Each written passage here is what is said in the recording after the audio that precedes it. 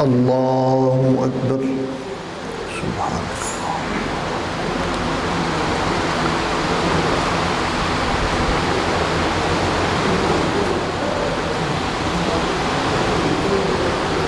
الحمد لله رب العالمين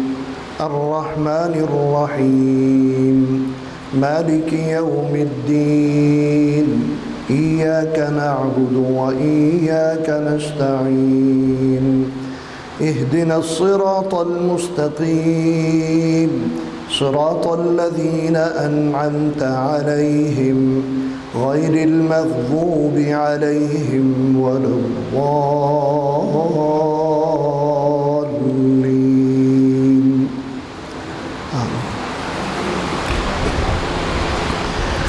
قال ألم أقل لك إنك لن تستطيع معي صبرا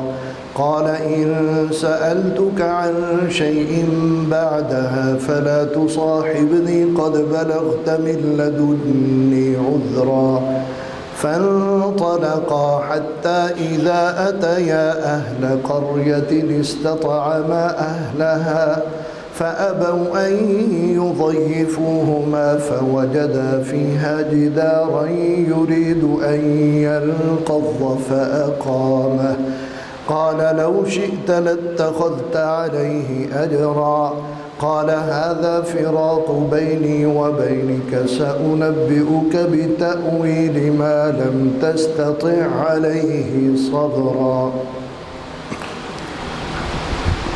قال هذا فراق بيني وبينك سأنبئك بتأويل ما لم تستطع عليه صبرا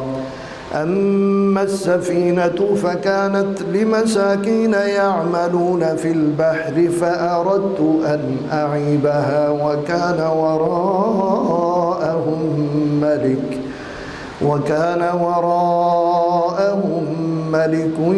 يأخذ كل سفينة غصبا وأما الغلام فكان أبواه مؤمنين فخشينا أن يرهقهما طغيانا وكفرا فأردنا أن يبدلهما ربهما خيرا منه زكاة وأقرب رحما وأما الجدار فكان لغلامين يتيمين في المدينة وكان تحته كنز لهما وكان أبوهما صالحا فأراد ربك أن يبلغا أشدهما ويستخرجا كنزهما رحمة من ربك وما فعلته عن أمري ذلك تأويل ما لم تستطع عليه صبرا ويسألونك عن ذي القرنين قل سأتلو عليكم منه ذكرا إنا مكنا له في الأرض وآتيناه من كل شيء سببا فأتبع سببا حتى إذا بلغ مغرب الشمس وجدها تغرب في عين حمئة ووجد عندها قوما قلنا يا ذا القرنين إما أن تعذب وإما أن تتخذ فيهم حسنا قال أما من ظلم فسوف نعذبه ثم يرد إلى ربه فيعذبه عذابا نكرا وأما من آمن وعمل صالحا فله جزاء الحسنى وسنقول له من أمرنا يسرا ثم أتبع سببا حتى إذا بلغ مطلع الشمس وجدها تطلع على قوم لم نجعل لهم من دونها سترا كذلك وقد أحطنا بما لديه خبرا ثم أتبع سببا حتى إذا بلغ بين السدين وجد من دونهما قوما لا يكادون يفقهون قولا قالوا يا ذا القرنين إن يأجوج ومأجوج مفسدون في الأرض فهل نجعل لك خرجا على أن تجعل بيننا وبينهم سدا قال ما مكني فيه ربي خير فأعينوني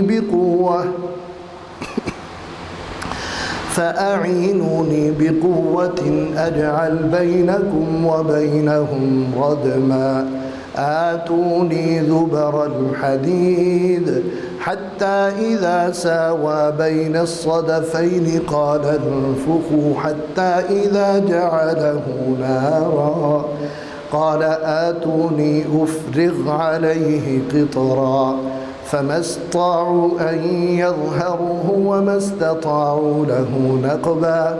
قال هذا رحمة من ربي فإذا جاء وعد ربي جعله دكاء وكان وعد ربي حقا وتركنا بعضهم يومئذ يموج في بعض ونفخ في الصور فجمعناهم جمعا وعرضنا جهنم يومئذ للكافرين عرضا الذين كانت أعينهم في غطاء عن ذكري وكانوا لا يستطيعون سمعا أفحسب الذين كفروا أن يتخذوا عبادي من دوني أولياء إنا أعتدنا جهنم للكافرين نزلا قل هل ننبئكم بالأخسرين أعمالا الذين ضل سعيهم في الحياة الدنيا وهم يحسبون أنهم يحسنون صنعا أولئك الذين كفروا بآيات ربهم ولقائه فحبطت أعمالهم فلا نقيم لهم يوم القيامة وزنا ذلك جزاؤهم جهنم بما كفروا واتخذوا آياتي ورسلي هزوا إن الذين آمنوا وعملوا الصالحات كانت لهم جنات الفردوس نزلا خالدين فيها لا يبغون عنها حولا قل لو كان البحر مدادا لكلمات ربي لنفد البحر قبل أن تنفد كلمات ربي ولو جئنا بمثله مددا قل إنما أنا بشر مثلكم يوحى إلي أنما إلهكم إله واحد فمن كان يرجو لقاء ربه فليعمل عملا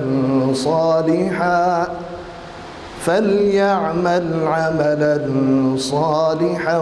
ولا يشرك بعبادة ربه أحدا بسم الله الرحمن الرحيم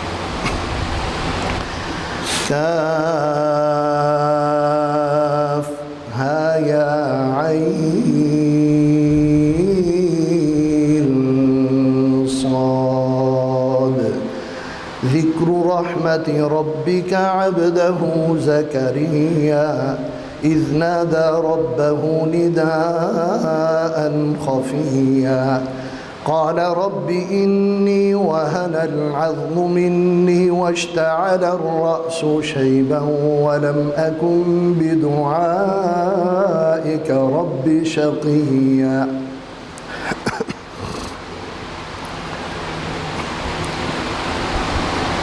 ذكر رحمة ربك عبده زكريا إذ نادى ربه نداء خفيا قال رب إني وهن العظم مني واشتعل الرأس شيبا ولم أكن بدعائك رب شقيا وإني خفت الموالي من ورائي وكانت امرأتي عاقرا وإني خفت الموالي من ورائي وكانت امرأتي عاقرا فهب لي من لدنك وليا يرثني ويرث من آل يعقوب واجعله ربي رضيا يا زكريا إنا نبشرك بغلام اسمه يحيى لم نجعل له من قبل سميا قال رب أنى يكون لي غلام وكانت امرأتي عاقرا وقد بلغت من الكبر عتيا قال كذلك قال ربك هو علي هين وقد خلقتك من قبل ولم تك شيئا قال رب اجعل لي آية قال آيتك ألا تكلم الناس 3 ليال سويا فخرج على قومه من المحراب فأوحى إليهم أن سبحوا بكرة وعشيا يا يحيى خذ الكتاب بقوة وآتيناه الحكم صبيا وحنانا من لدنا وزكاة وكان تقيا وبرا بوالديه ولم يكن جبارا عصيا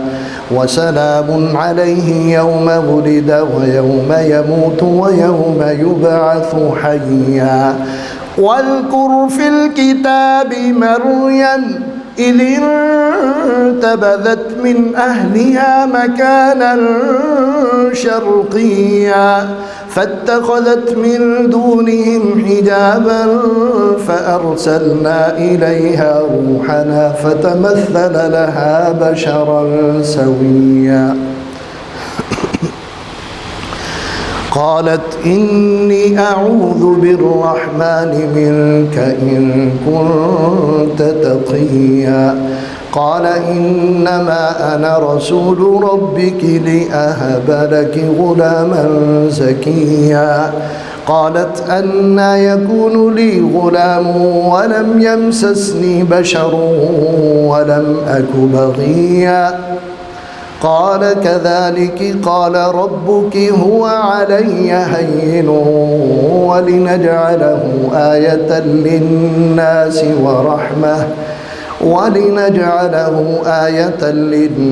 ورحمة منا وكان أمرا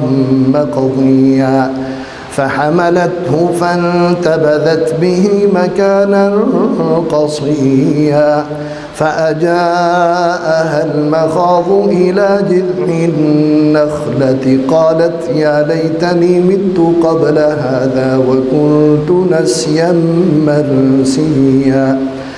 فناداها من تحتها ألا تحزني قد جعل ربك تحتك سريا وهزي إليك بجذع النخلة تساقط عليك رطبا جنيا فكلي واشربي وقري عينا فإما ترين من البشر أحدا فقولي إني نذرت للرحمن صوما فلن أكلم اليوم إنسيا فأتت به قومها تحمله قالوا يا مريم لقد جئت شيئا فريا يا أخت هارون ما كان أبوك امرأ سوء وما كانت أمك بغيا فأشارت إليه قالوا كيف نكلم من كان في المهد صبيا قال إني عبد الله آتاني الكتاب وجعلني نبيا وجعلني مباركا أينما كنت وأوصاني بالصلاة والزكاة ما دمت حيا وبرا بوالدتي ولم يجعلني جبارا شقيا والسلام علي يوم ولدت ويوم أموت ويوم أبعث حيا ذلك عيسى بن مريم قول الحق الذي فيه يمترون ما كان لله أن يتخذ من ولد سبحانه إذا قضى أمرا فإنما يقول له كن فيكون وإن الله ربي وربكم فاعبدوه هذا صراط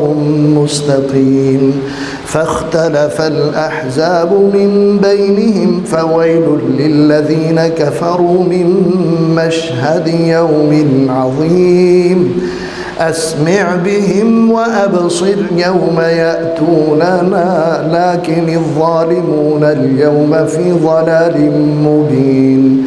وأنذرهم يوم الحسرة إذ قضي الأمر وهم في غفلة وهم لا يؤمنون إنا نحن نرث الأرض ومن عليها وإلينا يرجعون. الله أكبر.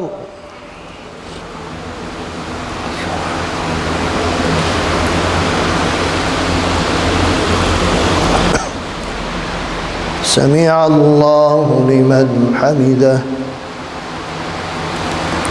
الله أكبر.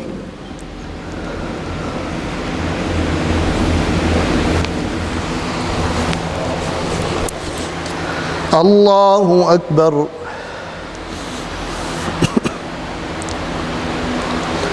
الله أكبر. سبحان ربي.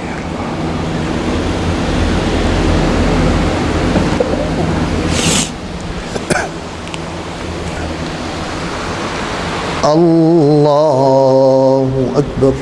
بسم الله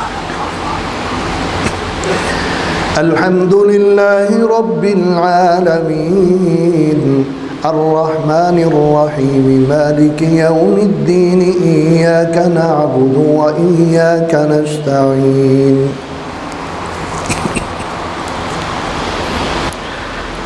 اهدنا الصراط المستقيم صراط الذين أنعمت عليهم غير المغضوب عليهم ولا الضالين آمين.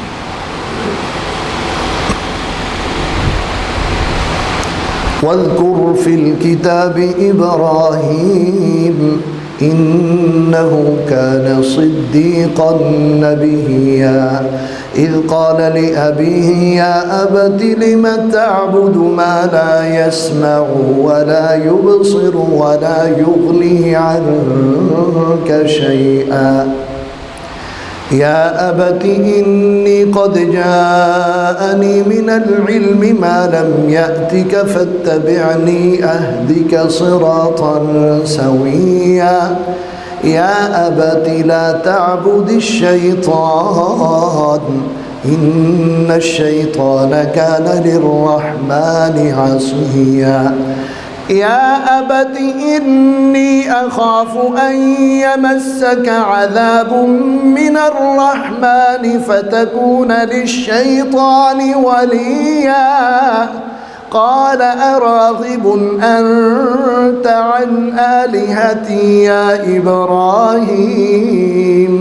لئن لم تنته لأرجمنك واهجرني مليا قال سلام عليك سأستغفر لك ربي إنه كان بي حفيا وأعتزلكم وما تدعون من دون الله وأدعو ربي عسى ألا أكون بدعاء ربي شقيا فلما اعتزلهم وما يعبدون من دون الله وهبنا له إسحاق ويعقوب وكلا جعلنا نبيا ووهبنا لهم من رحمتنا وجعلنا لهم لسان صدق عليا ووهبنا لهم من رحمتنا وجعلنا لهم لسان صدق عليا واذكر في الكتاب موسى إنه كان مخلصا وكان رسولا نبيا وكان يأمر أهله واذكر في الكتاب موسى إنه كان مخلصا وكان رسولا نبيا وناديناه من جانب الطور الأيمن وقربناه نجيا ووهبنا له من رحمتنا أخاه هارون نبيا واذكر في الكتاب إسماعيل إنه كان صادق الوعد وكان رسولا نبيا وكان يأمر أهله بالصلاة والزكاة وكان عند ربه مرضيا واذكر في الكتاب إدريس إنه كان صديقا نبيا ورفعناه مكانا عليا أولئك الذين أنعم الله عليهم من النبيين من ذرية آدم وممن حملنا مع نوح ومن ذرية إبراهيم وإسرائيل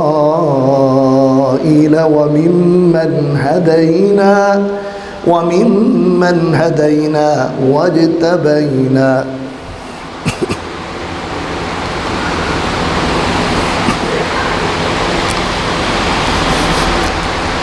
أولئك الذين أنعم الله عليهم من النبيين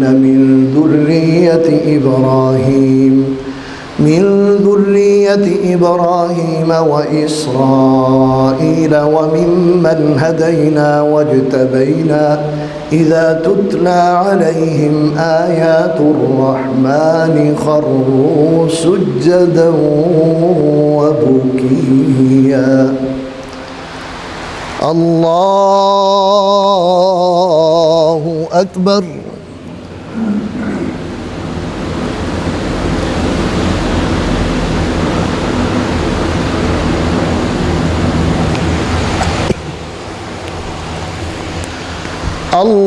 الله أكبر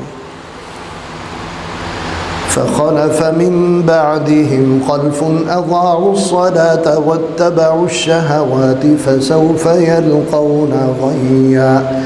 إلا من تاب وآمن وعمل صالحا فأولئك يدخلون الجنة ولا يظلمون شيئا جنات عدن التي وعد الرحمن عباده بالغيب إنه كان وعده مأتيا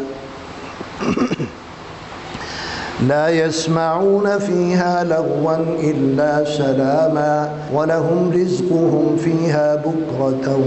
وعشيا تلك الجنة التي نورث من عبادنا من كان تقيا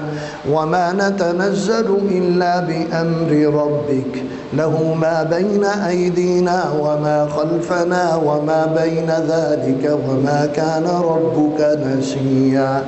رب السماوات والأرض وما بينهما فاعبده واصطبر لعبادته هل تعلم له سميا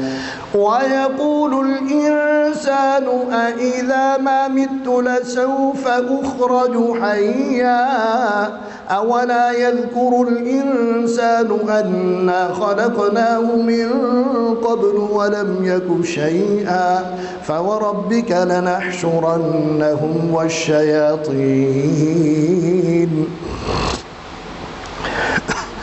ثم لنحضرنهم حول جهنم جثيا ثم لنحن أعلم بالذين هم أولى بها صليا وإن منكم إلا واردها كان على ربك حتما مقضيا ثم ننجي الذين اتقوا ونذر الظالمين فيها جثيا وإذا تتلى عليهم آياتنا بينات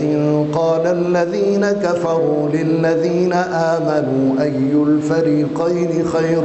مقاما وأحسن نديا وكم أهلكنا قبلهم من قرن هم أحسن أثاثا ورئيا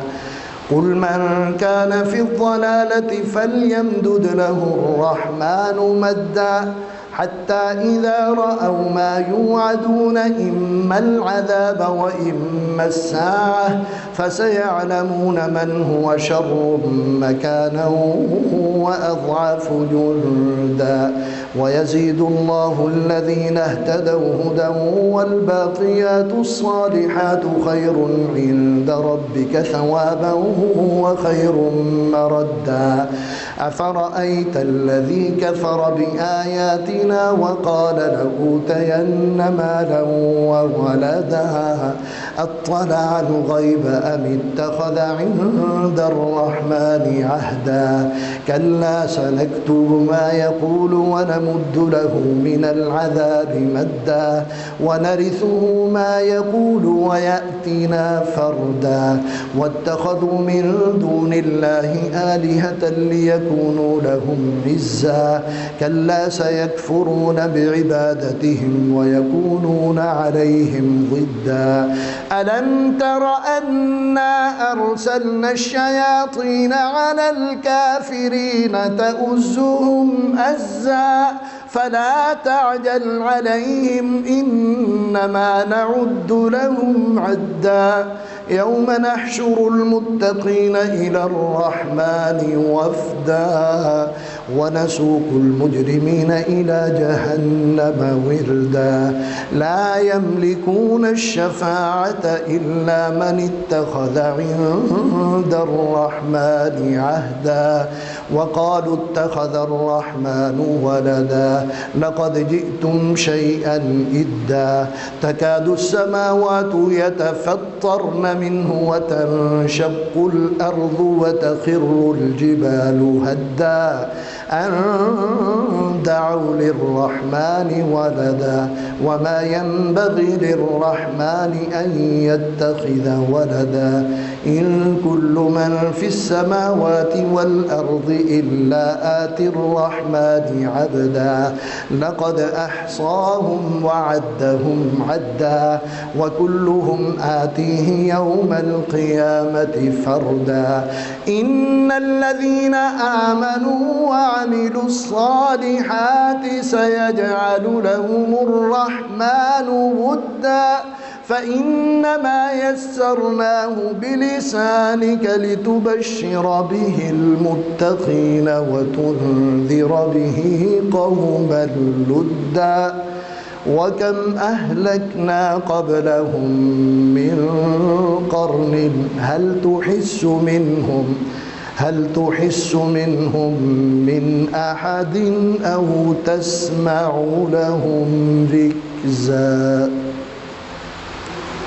الله أكبر.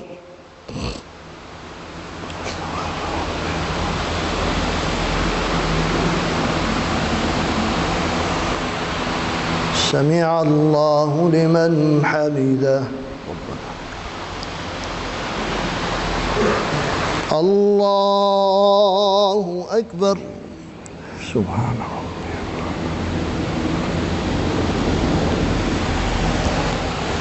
الله أكبر.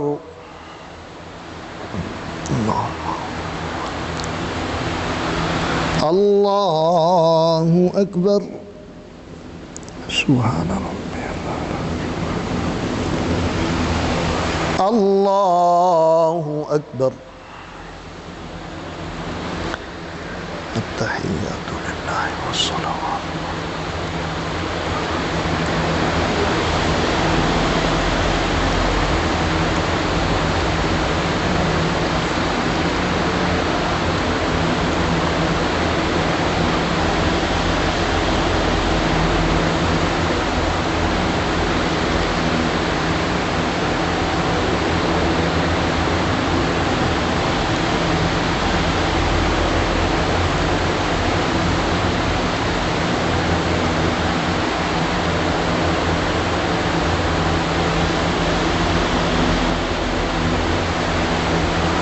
السلام عليكم ورحمة الله. السلام عليكم ورحمة الله.